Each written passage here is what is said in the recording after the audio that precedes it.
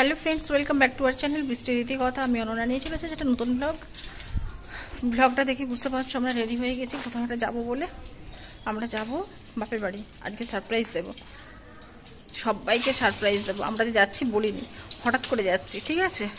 Actually আমার ভাই আসছে, আমার সোনু মনুগুলো আসছে, তো ওদের জন্য অনেকদিন দেখিনি, তো না দেখে মনটা থাকতে পারছে না, তাই ওদের জন্য চলে যাচ্ছি কাকু না বলে, হঠাৎ করে গিয়ে সারপ্রাইজ দেবো। তো চলো দেখতে থাকো, যাচ্ছি চলো।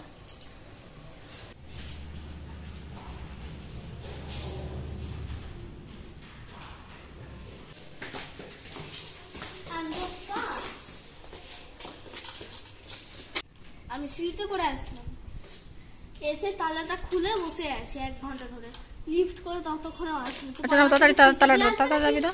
বাবা থেকে সিঁড়ি আসলে লিফট দিয়ে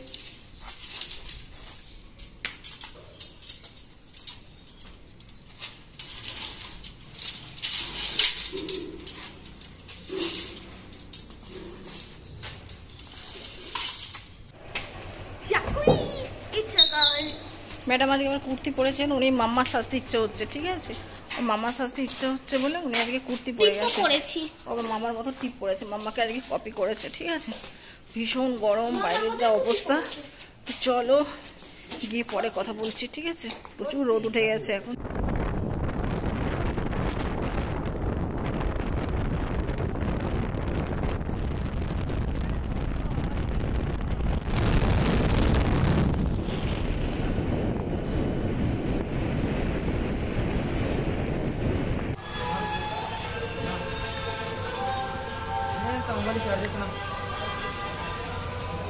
যা গরম।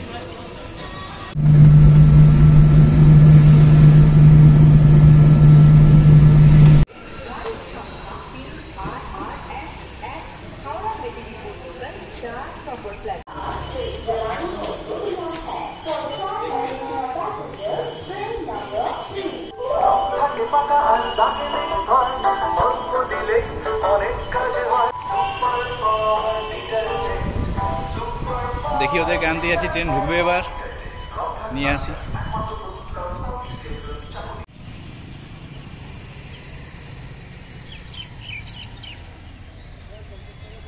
ব্রিফকেস ট্রেনে আনতে আনতে ফটো তুলতে সময় পাইনি, গাড়িতে ওইখানে পিছনে গাড়িতে রেখে দিয়েছি, রেখে দিয়ে এখন হোটেলে টিফিন করতে গেছে, দেখি কি করছে।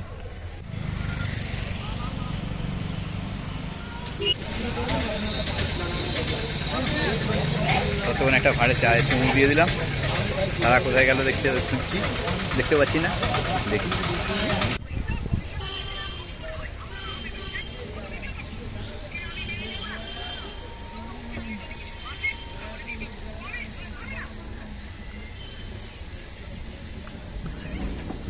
কিরকম গরম লাগছে,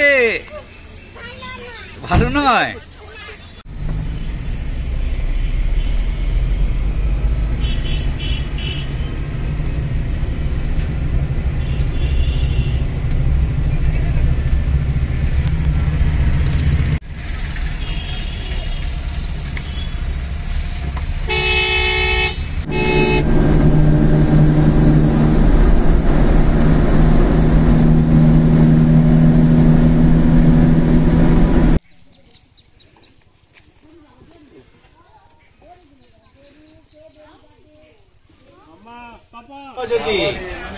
ডাক্তারবাবু, ও ডাক্তারবাবু, এই মডেলটা কে?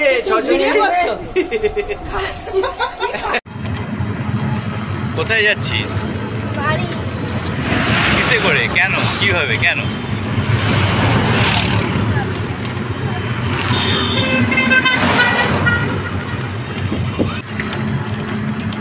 শেষে বাস না পেয়ে টোটো করে পাঁশকুড়া যাচ্ছি। এই যে আমাদের ঘুমন্টো,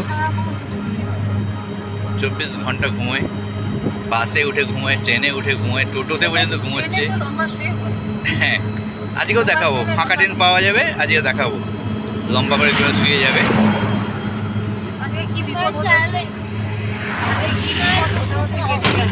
আজ বিপদটা বলে দাও। এত বড় একটা বিপদ হয়েছে সীমার, আমরা যখন এসেছিলাম দেখিয়েছিলাম যে কতটা মানে রোদ্দুর উঠেছিল, সেই রোদ্দুর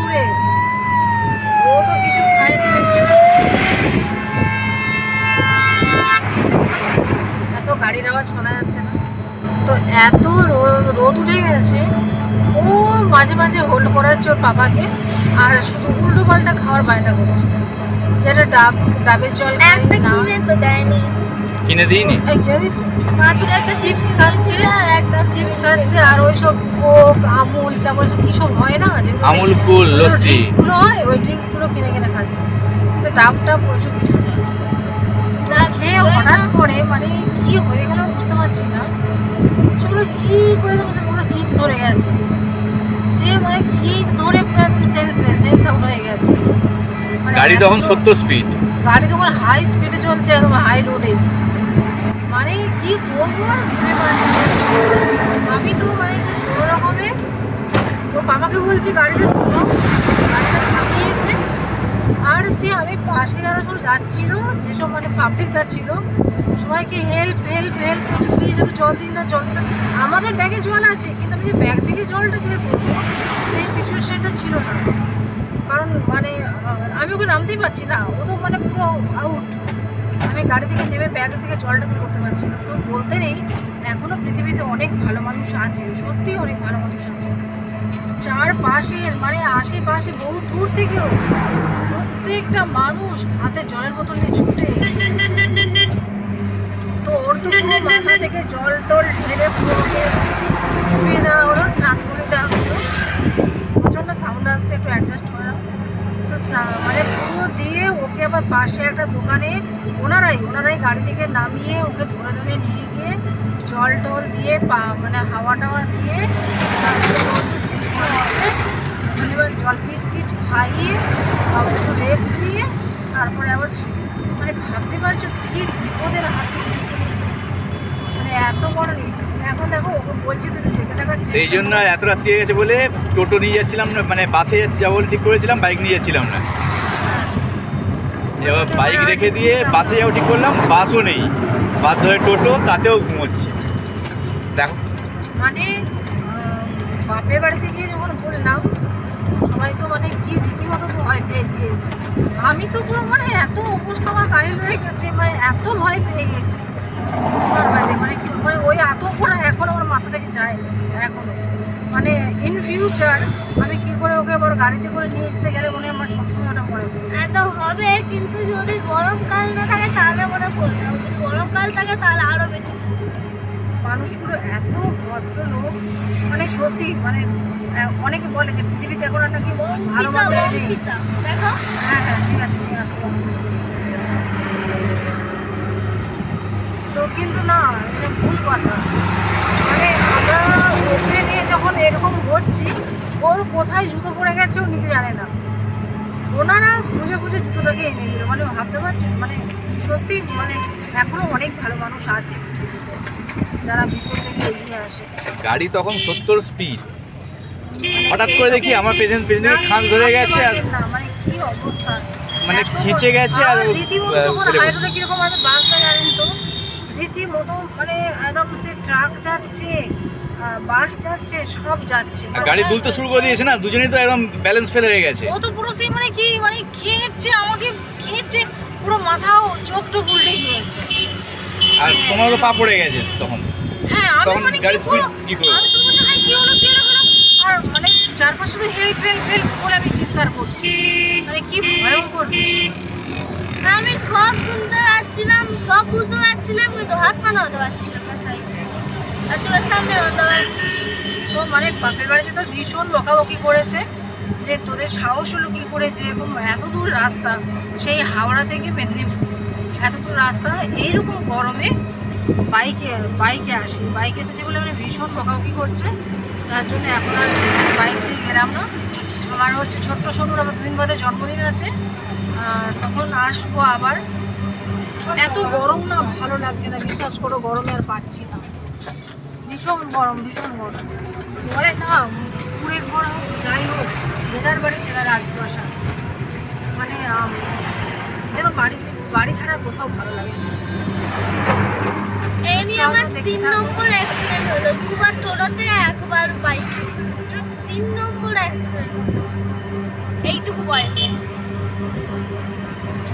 চলো গরমের জন্য মানে কি বলো তো, আমরা পুচকুসোনারা এসেছে, এবারে ওরাও এত ঘ্যান ঘ্যান করছে, ওদের আবার ট্রেন 12 ঘন্টা লেট, 12 ঘন্টা লেট, মানে ভাবা যায় যে ট্রেন ভোরবেলাতে আসার কথা সেই ট্রেন এসেছে ওটা 12টা 40-এ খড়গপুর স্টেশন 12টা 40। তো এই দুপুরে এসে বাচ্চাগুলো পুরো একদম নেতিয়ে গেছে, ওদেরকে আবার স্নান টান করিয়ে খাওয়ানো দাওয়ানো, তো আর সেরকম ফুটেজ নিতে পারিনি। একদম ওর জন্মদিনের ফুটেজে আসে দেখাবো আমার দুটো কিউটি বেবি নিয়ে। তো চলো আজকে দেখতে থাকবো, ব্লগটা একটু সময় বাড়ি শেষ করে দেবো, চলো দেখতে থাকবো। বাবু সেই ঘুমিয়ে যাচ্ছিস? ঠিক ঠিক এই জায়গাটাতে এই বাম্পারটার আগেই এইখানটাতে, মানে এই দোকানটাতে, এই যে কাকার দোকানটায় বসে, এই দোকানটাতে বসে ওকে মানে সুস্থ করে আসা হয়েছিল। আর ওই পাশে দেখে দেখো, ওই পাশে যত দোকান মানুষজন সবাই ছুটে এসেছিল জানো তো। ওই কাকুটা স্পেশালি অনেক ভালো। হ্যাঁ, দোকানটা তো মানে এত ভদ্র ব্যবহার সবাইরই, আর ভীষণ ব্যবহার ভালো। মানে জানি না ওনারা আমার ভিডিও দেখছেন কিনা, তো যদি দেখে থাকেন তাহলে আমি ভালো কথা বলবো। যে আপনাদের সবাইকে অশেষ ধন্যবাদ, সাথে মানে প্রণাম জানাচ্ছি এত বড় উপকার করার জন্য। আপনাদেরকে আমি মানে কখনোই করবো না মনে করি। আমি ওখানে অপেক্ষা করেছিলাম, আর বাবা দোকানদারকে তো চা আনতে দিচ্ছে, ঠিক আছে, চাটাতে বাবা তার চায়ের তারিফ করছে, তখন দোকানদারটা ভাবছে মেয়েটা বোধহয় বলে গেছে ওকে না, আরে বাবা চায়ের তারিফ করছে। তোর সময় সেই সময় তো ছবি তুলিনি, এই বাপের ভাগ্য ভালো, ঠিক আছে, কন্টেন্ট হয়ে যেত। তখন দোকানদারের কাছে গিয়ে সে জল ফল দিল, তার কাছে একটু কৃতজ্ঞতা বোধ দিয়ে চা খাবো না একটা তার কাছ থেকে, তার শুধু চা খেয়েছি, তোর কাছ থেকে বিস্কুট খাইয়েছি, খেয়াল নেই। জল খেয়েছি, অ্যাসিডিটি হয়ে যাবে যদি দুধ দিয়ে চা।